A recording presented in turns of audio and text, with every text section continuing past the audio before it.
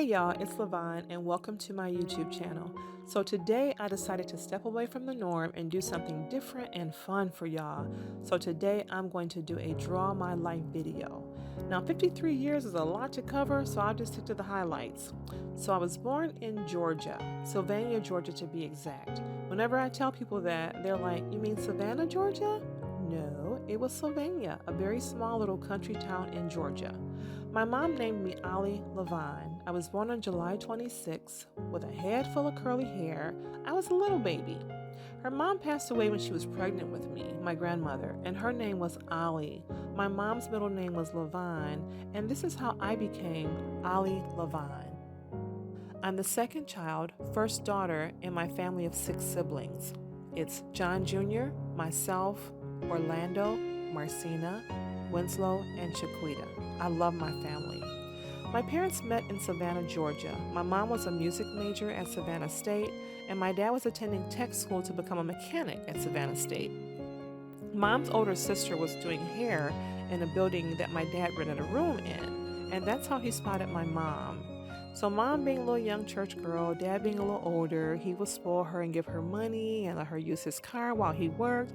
Yeah, she was hooked. So eventually mom and dad got married and they eventually had my big brother, John John. 3 years later, I came along. I was John John's baby and he was my best friend. For 7 years, it was just the 4 of us. We moved quite a bit in my younger years, but home was Georgia until I was about 4 or 5 years old. Then we moved to Michigan. Well, not exactly moved. There's more to that story. So my dad was quite the handful. He was a really good-looking guy, had lots of money, lots of women. He drove a new Cadillac every year. Yeah, daddy was something else.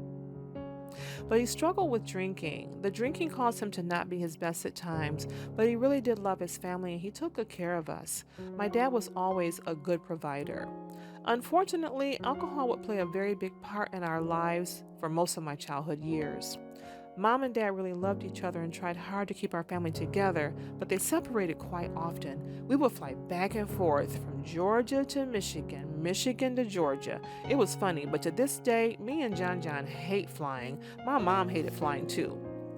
Finally, Mama wanted a separation. She was fed up. She wanted a real separation. She was ready to move on. Daddy begged and begged for another chance, but she was not having it.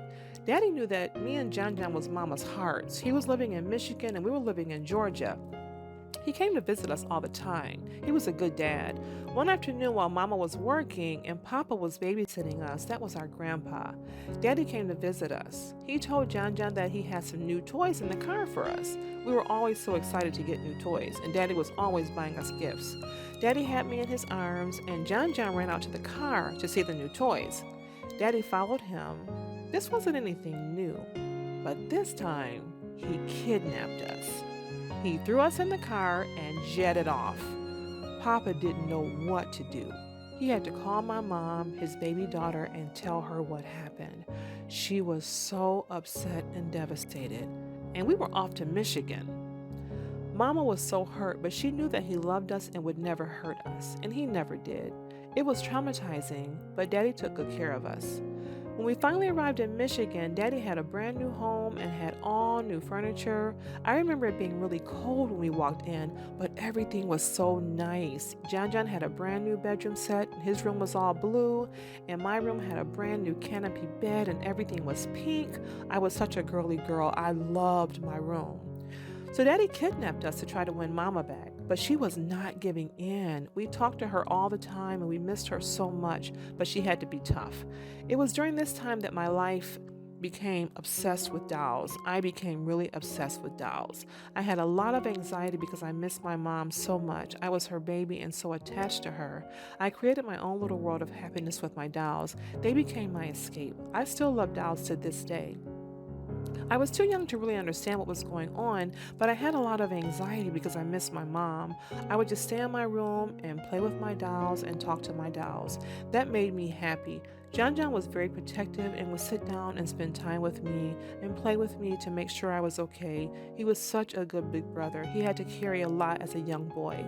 He definitely had to grow up quick and was always my protector and my hero. He still is to this day. In the meantime, Daddy met my pastor, Elder Frank Hampton Jr., a holiness pastor of the Church of God in Jackson, Michigan, that preached a full gospel. Mama had grown up Church of God.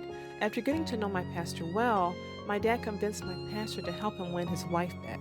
My pastor and his wife, Sister Beatrice Hampton, and their daughters helped take care of us while Daddy worked because our mom wasn't with us. So we would stay at their home a lot. They took care of us, did my hair. We became family. After about 6 months, it worked out. Mama finally agreed to work things out with my dad. We went through a lot of craziness in our younger years. Thank God we survived it all. Mama ended up giving her life to God and getting back in church the way that she was raised. Mom and Daddy had 4 more children. Dad's drinking only got worse. He was a very well-to-do man and gave us a good life with material things, but the drinking was really bad. Mama was so unhappy. We were really going through it. Mama would pray and pray for God to change things. She came closer and closer to God.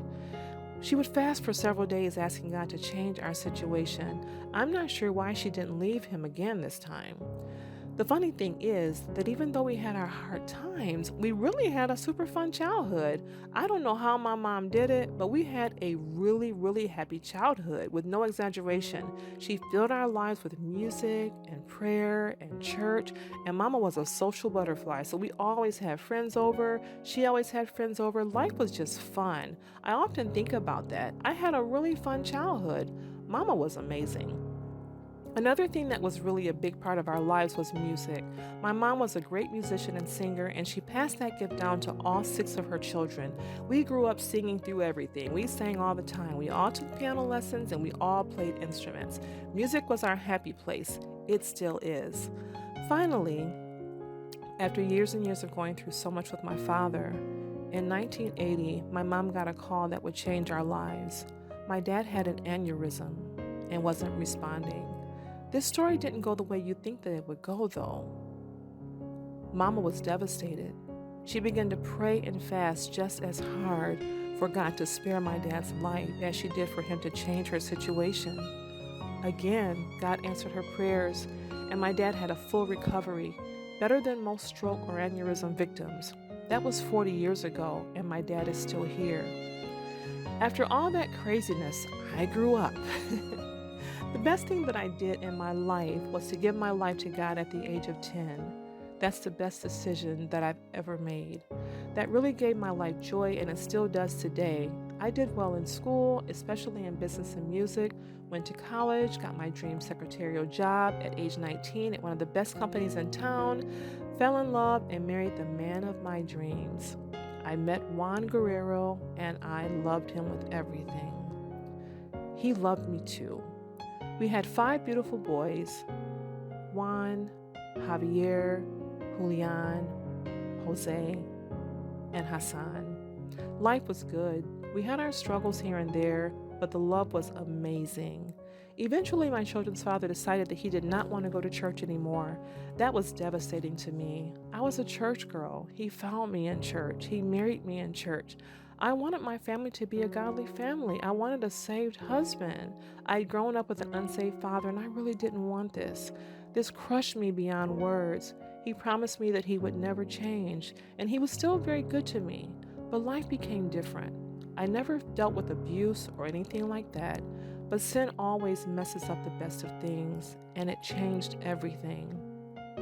Like my mom, I held on for a really, really long time and tried to keep my family together. We went through a lot, and things were getting worse.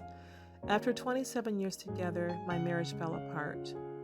I can't even say that I was devastated, to be honest with you, because I had been unhappy for a long time and really wanted change at this point. I went back to school, finished my degree, had great success with my business, and continued to raise my 5 boys to be the amazing young men that they are today. I do it all over again for them. They are the joy of my life. They are awesome. I give their dad a lot of credit for how they turned out. He was very hands-on throughout their childhood, and he did a great job as well when we were together. A lot happened that I won't go into here, but it was a rough few years. Fast forward to today, and we are all okay. I survived it, I'm here to talk about it, and honestly, I'm happier than I have been in years, and that's an understatement. Sometimes what looks to be devastating to others is a blessing to you. People often try to make conclusions for you, but I am really happy. And did I say that my boys are awesome? They are. They're handsome, smart, respectful, and talented.